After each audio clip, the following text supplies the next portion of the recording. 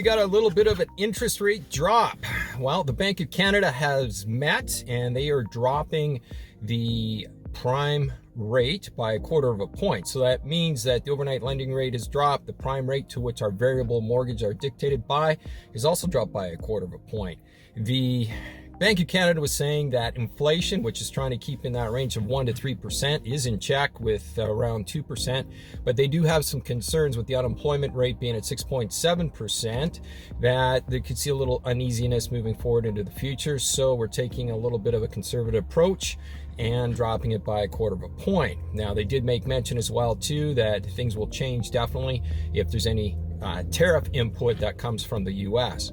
Now, if you're looking on the mortgage side, the interesting thing to take note is that there's been changes on the bond market, and those changes on the bond market actually influence what is going to happen on our fixed mortgage rates. Now, with the fixed mortgage rates, we started to see lenders actually increasing those rates slightly. So if you are looking to do your mortgage, it's really important to step up and get prepared ahead of time here. And the interesting thing too to look at is things got a lot more expensive traveling into the US. One of the things that happens is that as our prime rate starts to drop overall, and the feds in the US keep their rates steady, that gap differential has an effect on our Canadian dollar.